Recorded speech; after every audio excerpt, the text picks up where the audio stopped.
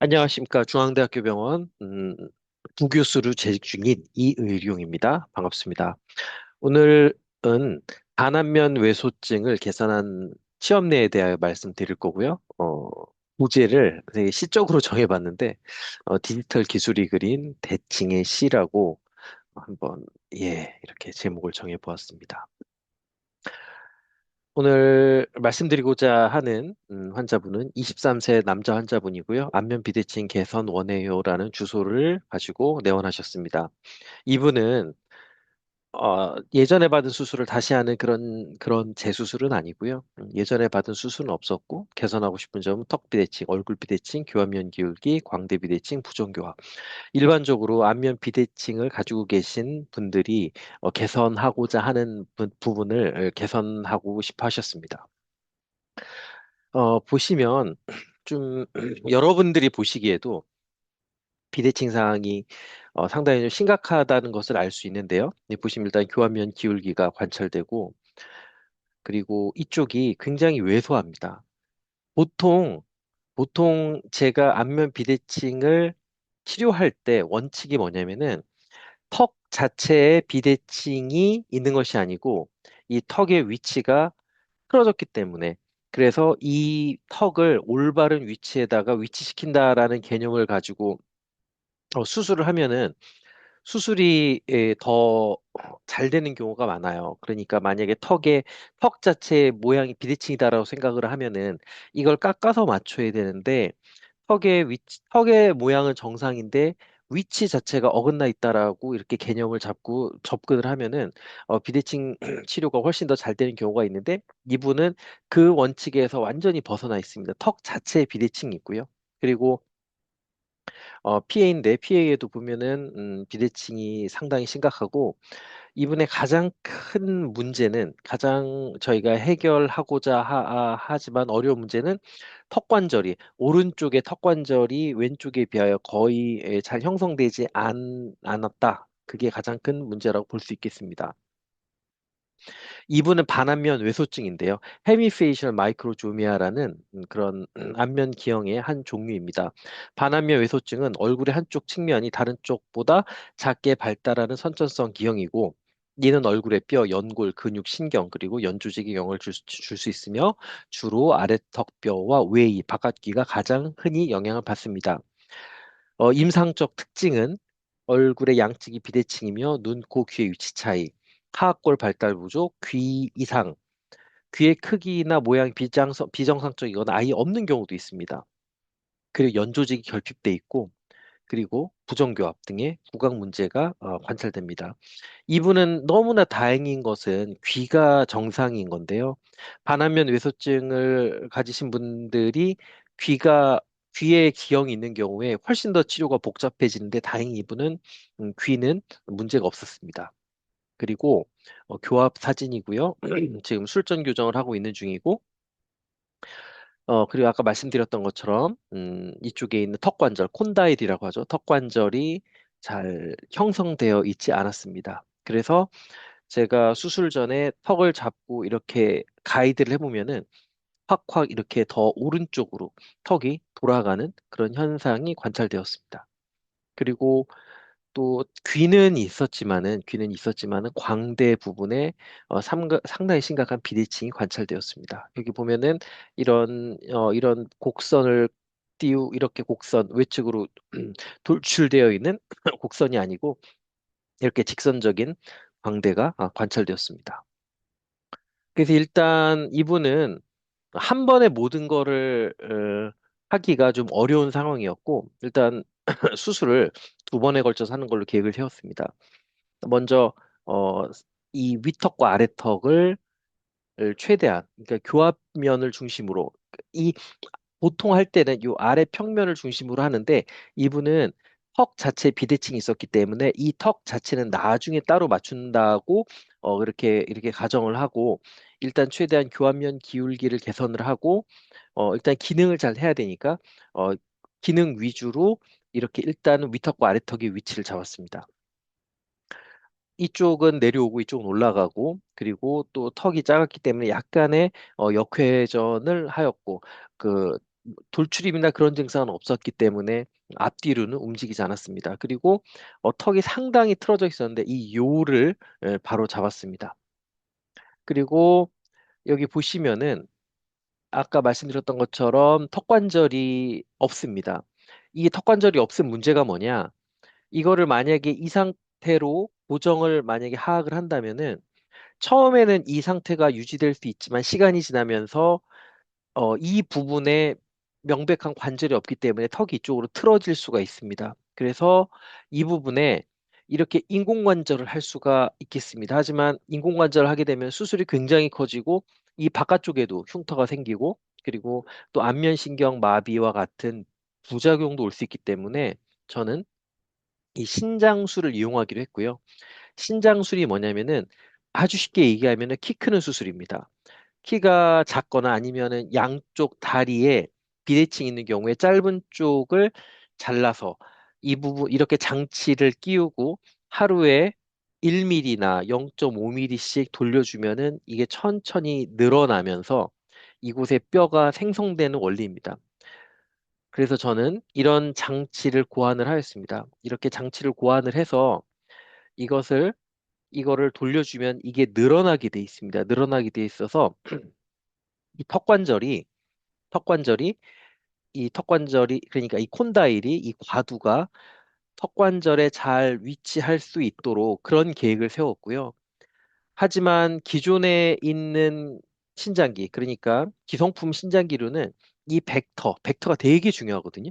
예를 들어서 만약에 이걸 그대로 여기서 고정을 해서 썼으면은 이 턱관절이 있는 이 부위가 이쪽으로 신장될 수밖에 없습니다. 하지만 이게 약간 이쪽으로 신장이 되어야 되기 때문에 이런 맞춤형 파트를 디자인을 해서 이 기성품과 함께 이렇게 체결해서 쓸 수 있도록 그런 디자인을 했고요.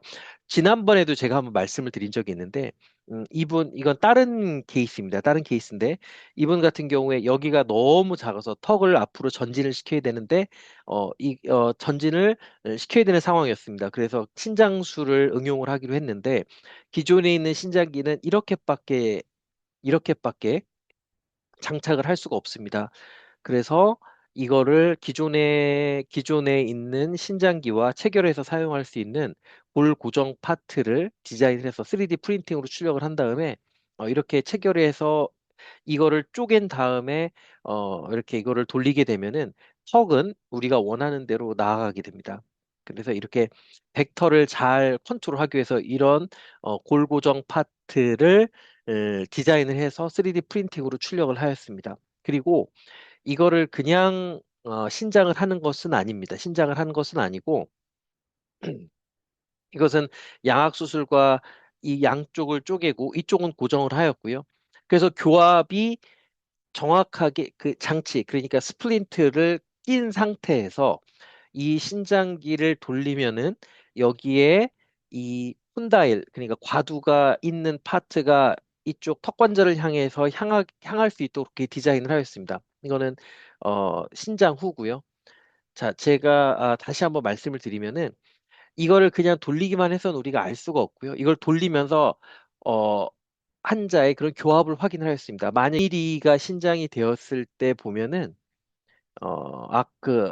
이전에 비해서 교합이 더 잘 이렇게 그러니까 잘 이루어져 있음이 관찰됩니다. 그러니까 이 턱관절의 위치가 어느 정도 뒤에 맞닿아서 이 교합을 아래턱을 교합이 유지될 수 있는 위치로 잡아 주고 있는 위치로 갔다는 말이죠. 하지만 이 상태에서 두면 안 되고 조금 더 돌려서 좀 더 돌려서 왜냐면은 뭐 재발도 있고 그렇기 때문에 그렇게 해서 최종적으로 아래턱의 위치를 잡았습니다.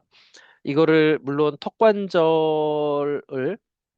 턱관절 보형물을 사용할 수도 있고 하겠지만은 일단 이 방법을 쓰는 것이 비용적으로나 또는 여러 가지 그 비용 그리고 또 환자의 부작용을 적게 하고 그런 면에서 저는 이 방법을 가장 좋다고 생각을 해서 사용을 하였습니다. 그리고 이게 중요한 의미가 뭐냐면은 왜 이 방법을 내가 굳이 사용을 했느냐? 양악 수술을 해서 턱관절의 정확한 위치는 정말 중요합니다.